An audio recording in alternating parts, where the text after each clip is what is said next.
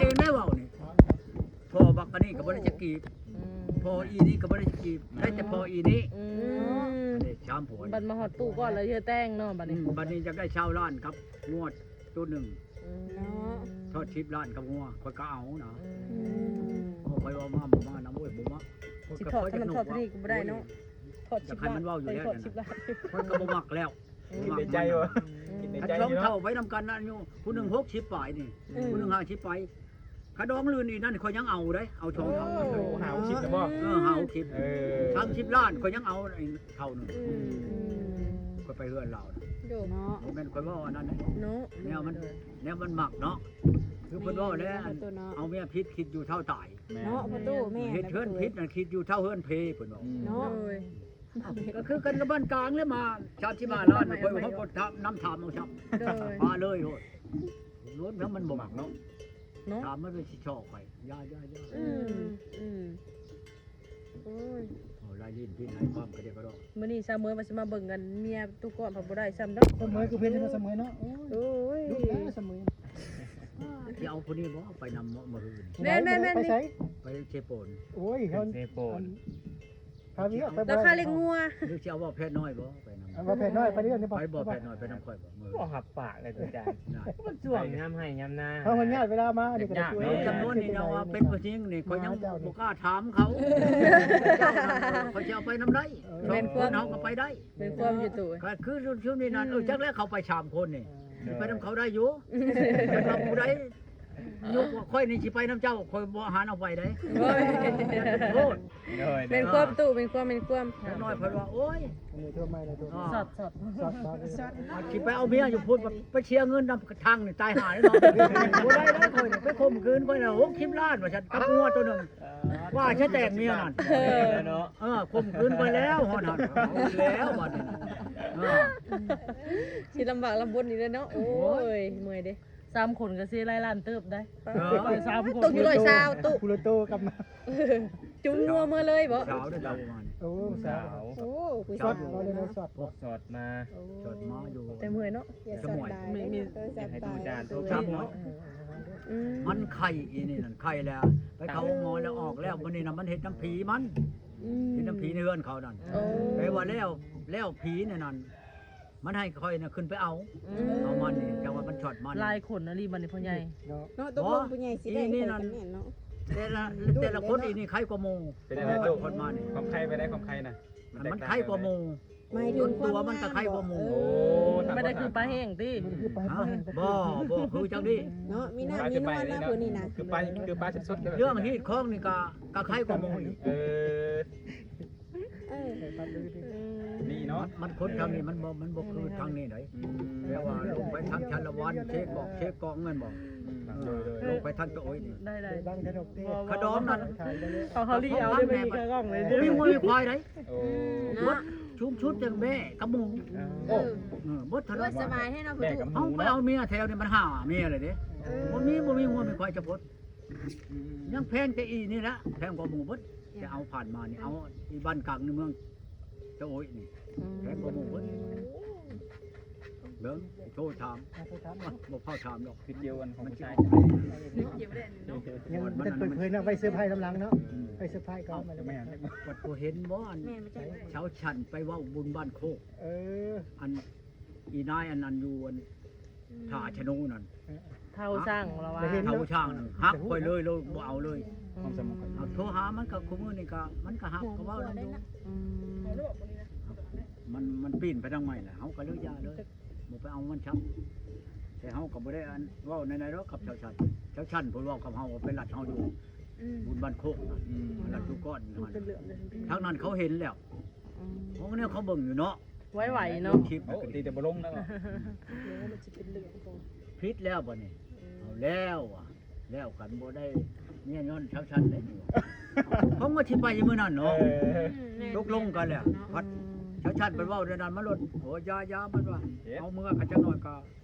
มันสิเป็นเรื่องเป็นราวกับชาวชันน่ะเอาเลยเด้อบัดนี้ว่าฮะก็เว้า มาใจไว้แท้เหมือนกันเนาะ โยเราผัดหมากได้ซะเห็นคน หักตัวข่อยอีกชาวชันข่อยสิเอาเฮ็ดมาให้ มาหาบ่ได้บ่จัก น หลายหาบ่หลายแล้วอ่ะข่อยน่ะขอแล้วข่อยว่าบ่หลายก็ขอได้ขอให้น่ะกว่าว่าจะคิดดอกได้อยู่ว่าจะนอน พอได้มาป่นเนาะพอได้มาป่น ว่ามาเลยสิจามละครั้งไผเลยสิป่น เนาะแซ่บได้เนาะประตูเนาะ โอ้ เนาะ มันแซ่บได้ ยังดีมีอันตาบ่มีกบเนาะ คนสิกบเนาะ ป่นสิกบนั่นโอ้ยบ่แม่นใช้น้ำได้ป่นแห้งได้ แหละ อ่า ปนน้ำมันจะกินปนน้ำนะ โอ้ยเอาชิปดอกนั่นกินจนบ่จักเบิดพุ่นแล้วผู้เดียวน่ะปลาดุกเนี่ยครับอันมันใหญ่ได้ชำแคนนี่เนาะ สิยังลายเนาะ ชำกันกับจานบุญมาลาบ คือ เท้า สิมาเอาตัวใหญ่เด้อประ กั ตู นจะให้ลาบเท้าแช่บ่ยากเด้อเรา เออ เฮ็ดจังได๋เขาอ่ะ เออ เออ เท้าน่ะก็สิเอาชำไข่ไก่เด้อเราอ่ะช่วยหลายช่วยหลายปลาดุกนั่นชำแคนนี่เรา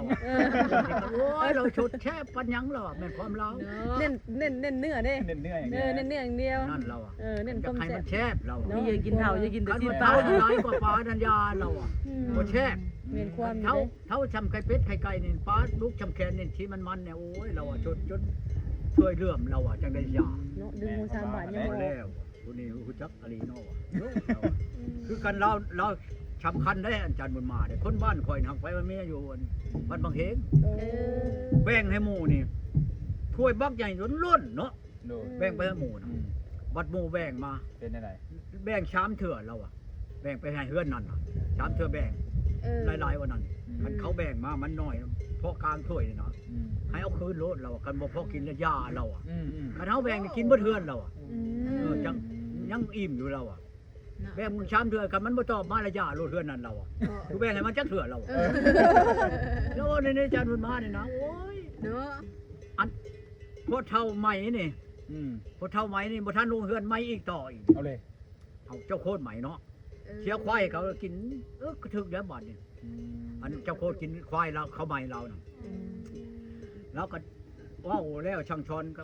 คักเลยเราก็ย่างไปแล้วบัดนี้เจ้าโคตรนั่งคือหมู่เจ้านี่เป็นได้ไดเราอ่ะชะแตกอิ่มเลยบ่เราอ่ะแล้วว่ากับเจ้าโคตรไหน โดย คือสิคักแล้วเนาะเราโอ้ยพาตีนกูอยากยัดเข้าพร้อมเด้เราปากกูนั้นไม่อีกเสียช่องโจงขึ้นเดียวมึงรู้เนี่ยเนาะเอาเมียอยู่มันบางเพลงนี่ เลย ผู้นี้เสียควาย6ตัวแต่เขาใหม่เราได้ พอไม่ ไม่ ได้ แล้วไม่อีกไม่แล้วย้อนเราด่า ดาจะโคตรดาให้ปลาดาจะโคตรเนาะ คนเท่าเนาะยามหนาวมานั่งพิงไพ่ช่วงมันขากบตะกี้นะผู้เฒ่ามันพือมองที่เนาะเราก็เห็นแล้วหำผู้เฒ่านั่นเราก็ชุบมันใช้ไพ่นั่นเราก็แดกใช้หำผู้เฒ่าไม่ยังผู้เฒ่าเราอ่ะไม่ยังบอกพี่บ้าเนี่ยจังว่าบ่แม่นเราเจ้านั่งเจ้าบอนหำเพิ่งอ่ะนะไฟแตกแล้วมันตกใช้หำเจ้าเราไม่ได้ฮะน่ะไม่เราน่ะว่าลูกเคยเอาชุบอันที่เท่าดาดหำ เนาะ โอเค ไม่แล้วบ้านนี่แหละครับไปแล้วอันตัวเฮ็ดจักเถื่อเลยเราอันนี้ยังมาหำเราก็มันค่อยให้เจ็บกว่าหันเราบ่ได้นอนไม่เท่าอยู่ดอกจักเดือนเราเขาจะเอาเจ้าน่ะเราว่าไม่อีกเบิ่นั่นช่องเทื่อใหม่ก็ไม่ได้กินหมูเอาเทื่อที่ช่องนี่นั่นบ่ได้เฮ็ดไปเท่านั้นกินงูอ่ะเสียช่องเทื่อละช่องโตน่ะ โอ้ เนาะ บ่แล้วได้เท่านี่ โหลูกเคยกับลูกเคยนะเบิ่งอยู่นะ บ่ควาย6โตเฮ้ยเดี๋ยวผู้เฒ่าใหม่บ่ได้ญาติบ่ได้หารผู้ใด ลูกเคยรอด มันมา เขาก็ช่างสิกินกล้วยเนาะประตูเนาะ ต้องชุ่มก็บ่ขึ้นเนาะปะครับ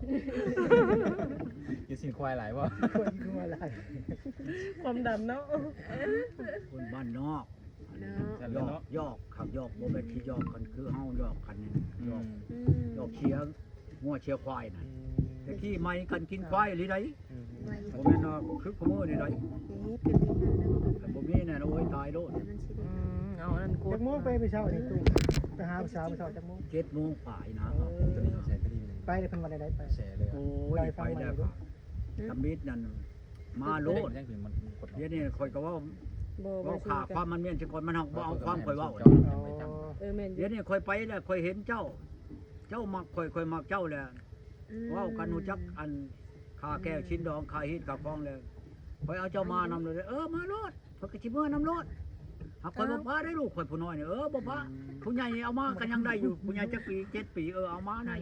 ชนรถกันมาโลด มาอยู่นำเจ้าได้ มันนั่งทั้งน้าว่ะ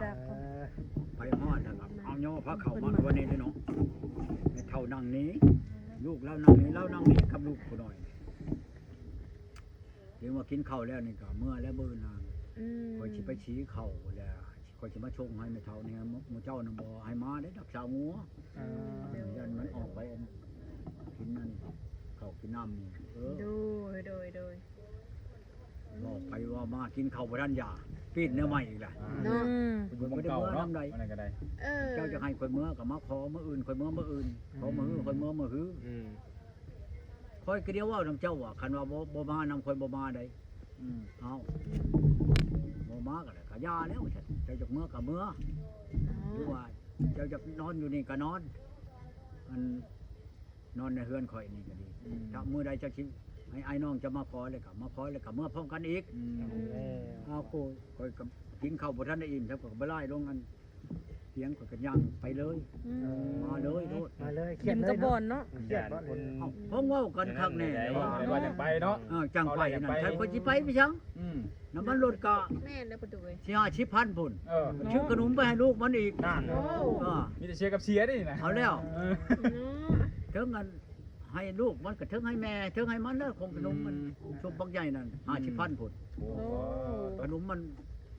เป็นใจทางในหนา เป็นจะได้ไง ยาวนะ ขนมยังเสมอขนมยัง ขนมหมูยอ มันมีไข่บดหรือว่าเป็นยังเข้าใจทางในน่ะนะ ใส่หมูยอ